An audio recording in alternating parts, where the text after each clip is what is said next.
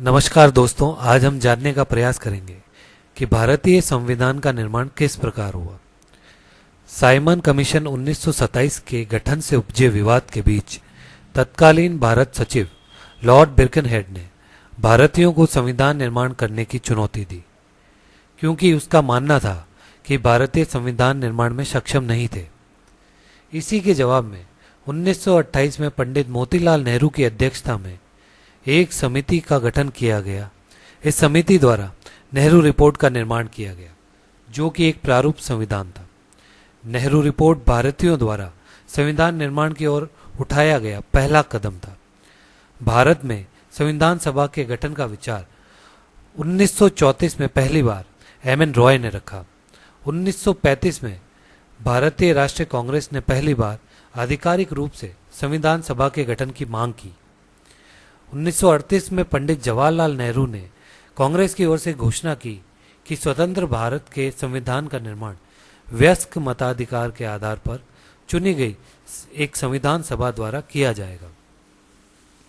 अंततः 1940 में ब्रिटिश सरकार ने अपने अगस्त प्रस्ताव में वयस्क मताधिकार की मांग को स्वीकार कर लिया। 1942 में अंग्रेज सरकार ने ब्रिटिश कैबिनेट मंत्री सर स्टेफर्ड क्रिप्स की अध्यक्षता में क्रिप्स मिशन को एक स्वतंत्र संविधान के निर्माण के प्रस्ताव के साथ भारत भेजा, परंतु क्रिप्स मिशन असफल रहा। 1946 में कैबिनेट मिशन भारत भेजा गया, जिसने संविधान सभा के निर्माण की योजना रखी। नवंबर 1946 में संविधान सभा का गठन किया गया। संविधान सभा की सदस्य संख्या 389 होनी थी, जिसमें से 296 सीटें ब्रिटिश भारत और 93 सीटें देसी रियासतों के लिए आरक्षित थी। ब्रिटिश भारत की 296 सीटों में से 292 सदस्यों को 11 गवर्नर प्रांतों से तथा 4 का चयन मुख्य आयुक्त प्रांतों से किया जाना था। 11 गवर्नर प्रांत मद्रास, बॉम्बे, बंगाल, बिहार, उड़ीसा, संयुक्त प्रांत, मध्य प्रांत, असम, पंजाब, सिंध व उत्तर पश्चिम सीमा प्रांत थे, जबकि मुख्य आयुक्त प्रांत दिल्ली, अजमेर, मेरवाड़ा, कुर्ग व बलूचिस्तान थे। प्रांतों व देसी रियासतों को उनकी जनसंख्या के अनुपात में सीटें आवंटित की जानी थी। मोटे तौर पर प्रत्येक 10 लाख लोगों पर एक सीट आवंटित की जानी थी। सीटों का आवंटन 3 समुदायों के बीच किया जाना था: मुस्लिम, सिख व सामान्य। प्रांतीय असेंबली के लिए प्रत्येक समुदाय के प्रतिनिधियों का चुनाव उसी समुदाय के सदस्यों के द्वारा किया जाना था। मतदान एकल संक्रमणीय मत के द्वारा समानुपातिक प्रतिनिधित्व प्रणाली के द्वारा किया जाना था। देसी रियासतों के प्रतिनिधियों का चयन रियासतों के प्रमुखों के द्वारा किया जाना था। साथ ही सदस्यों का चुनाव अप्रत्यक्ष रूप से प्रांतीय व्यवस्थापिका के सदस्यों द्वारा किया जाना था। प्रांतीय व्यवस्थापिका के सदस्यों का चुनाव भारत सरकार अधिनियम 1935 के कर, संपत्ति व शिक्षा के आधार पर दिए गए सीमित मताधिकार के अनुसार किया गया था। संविधान सभा के लिए ब्रिटिश प्रांतों के सदस्यों के चुनाव जुलाई-अगस्त 1946 में हुए। चुनावों में कुल 296 सीटों में से कांग्रेस को 208 सीटें, मुस्लिम लीग को 73 सीटें व स्वतंत्र सदस्यों को 15 सीटें प्राप्त हुई। देसी रियासतों की सीटें खाली रही, क्योंकि उन्होंने स्वयं को संविधान सभा से अलग रखा। संविधान सभा की कार्यवाही। संविधान सभा की पहली बैठक 9 दिसंबर 1946 को हुई। केवल 211 सदस्य बैठक में शामिल हुए। पाकिस्तान की मांग को लेकर मुस्लिम लीग ने संविधान सभा की बैठक का बहिष्कार किया। सबसे वरिष्ठ सदस्य होने के कारण सच्चिदानंद सिन्हा को सभा का अस्थायी अध्यक्ष चुना गया। 11 दिसंबर 1946 को डॉक्टर राजेंद्र प्रसाद शर्मा सभा के अध्यक्ष निर्वाचित हुए। Doctor H.C. मुखर्जी व T. कृष्णमाचारी उपाध्यक्ष निर्वाचित हुए। जी हाँ, संविधान सभा के लिए 2 उपाध्यक्ष चुने गए थे। 13 दिसंबर 1946 को पंडित जवाहरलाल नेहरू ने संविधान सभा में उद्देश्य प्रस्ताव प्रस्तुत किया। इस प्रस्ताव को 22 जुलाई 1946 को सर्वसम्मति से स्वीकार कर लिया गया। भारतीय स्वतंत्रता अधिनियम 1947 के पारित हो जाने के बाद देशी रियासतों के प्रतिनिधि धीरे धीरे संविधान सभा में शामिल हो गए। देश का विभाजन होने के कारण संविधान सभा की सदस्य संख्या 279 से कम होकर 299 हो गई। प्रांतों के सदस्यों की संख्या 296 से कम होकर 229 तथा देशी रियासतों की सदस्य संख्या 93 से 70 हो गई। साथ ही संविधान सभा एक संसद भी बन गई जो दो कार्य करने लगी। पहला संविधान के निर्माण का कार्य व दूसरा देश के लिए साधारण कानून का निर्माण। जब सभा की बैठक संविधान निर्माण के लिए होती तब अध्यक्ष डॉक्टर राजेंद्र प्रसाद होते तथा जब सभा संसद के रूप में मिलती तो इसकी अध्यक्षता जीवी मावलंकर करते।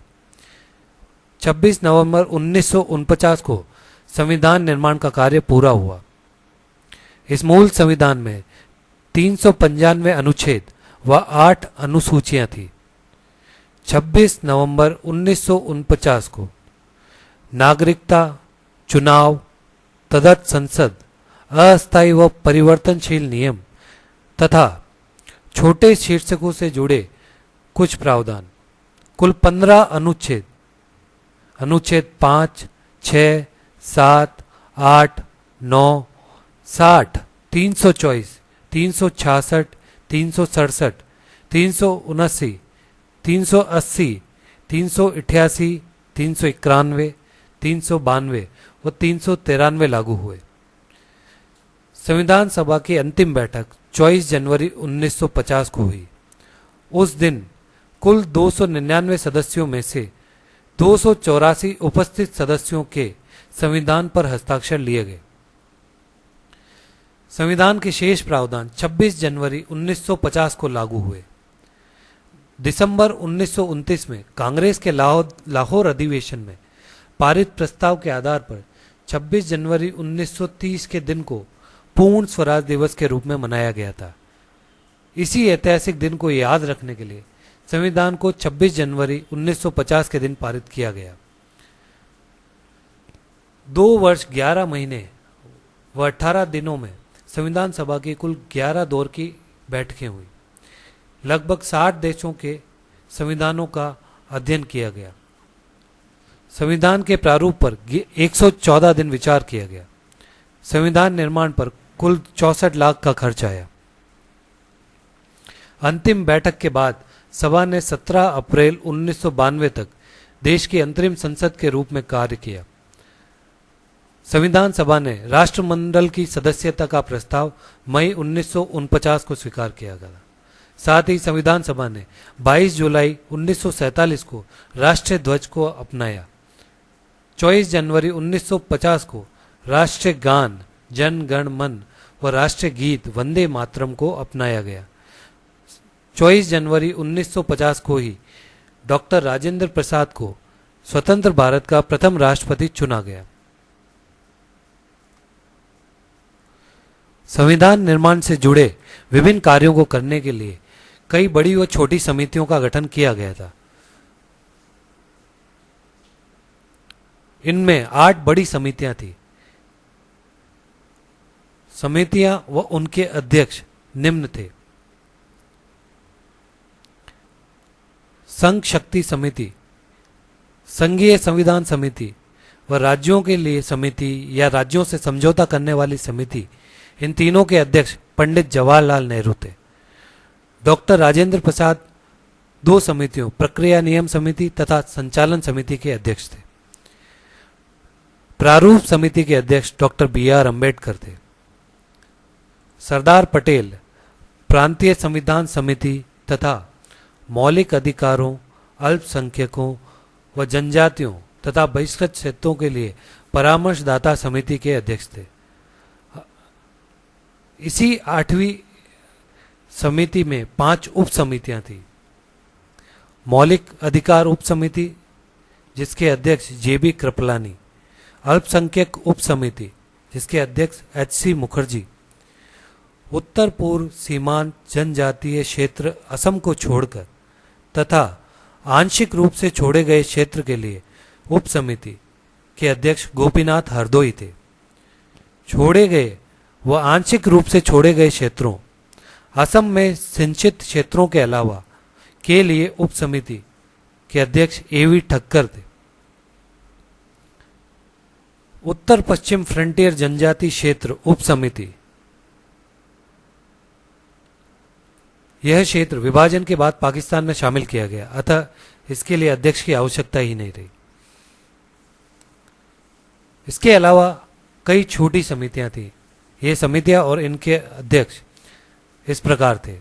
वित्त एवं कर्मचारी स्टाफ समिति डॉक्टर राजेंद्र प्रसाद, प्रत्यायक समिति या क्रेडेंशियल कमेटी अल्लादी कृष्ण स्वामी अय्यर, सदन समिति बी पट्टाभी सीता रमैया, कार्य संचालन समिति कन्हैयालाल माणिक्यलाल मुंशी, राष्ट्रीय ध्वज संबंधी तदर्थ समिति डॉक्टर राजेंद्र प्रसाद शर्मा, संविधान सभा के कार्यों के लिए समिति जीवी मावलंकर, सर्वोच्च न्यायालय के लिए तदर्थ समिति एस वरदाचारी।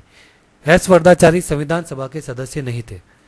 मुख्य आयुक्त प्रांतों के लिए समिति बी पट्टाभी सीता रमैया, संघीय संविधान के वित्तीय प्रावधानों संबंधी समिति के अध्यक्ष नलिनी रंजन सरकार थे। ये भी संविधान सभा के सदस्य नहीं थे। भाषाई प्रांत आयोग के अध्यक्ष एस के धर थे, जो कि संविधान सभा के सदस्य नहीं थे। प्रारूप संविधान की जांच के लिए विशेष समिति जिसके अध्यक्ष पंडित जवाहरलाल नेहरू थे। प्रेस दीर्घा समिति के अध्यक्ष उषा नाथ सेन थे। नागरिकता पर तदर्थ समिति जिसके अध्यक्ष एस वरदाचारी थे, जो कि संविधान सभा के सदस्य नहीं थे। इन सभी समितियों में से सबसे महत्वपूर्ण थी प्रारूप समिति या ड्राफ्टिंग कमेटी, जिसका गठन 29 अगस्त 1947 को किया गया। इसे संविधान का प्रारूप तैयार करना था। इस प्रारूप समिति में 7 सदस्य थे। डॉक्टर बी आर अम्बेडकर, जो कि इसके अध्यक्ष थे, एन गोपाल स्वामी अयंगर, अल्लादी कृष्ण स्वामी अय्यर, के एम मुंशी, सैयद मोहम्मद सादुल्ला, एन माधव राव, जिन्होंने बी एल मित्र के त्यागपत्र के बाद उनका स्थान ग्रहण किया, तथा टी टी कृष्णामाचारी, जिन्होंने डीपी खेतान की मृत्यु के बाद उनका स्थान ग्रहण किया। संविधान सभा द्वारा हाथी को मोहर के रूप में अपनाया गया। सर बी एन राव को संविधान सभा के संविधान सलाहकार के रूप में नियुक्त किया गया। एच वी आर अयंगर को संविधान सभा का सचिव नियुक्त किया गया। एल एन मुखर्जी को संविधान सभा का मुख्य प्रारूपकार या चीफ ड्राफ्ट्समैन नियुक्त किया गया। प्रेम बिहारी नारायण रायजादा संविधान के प्रमुख सुलेखक थे। धन्यवाद।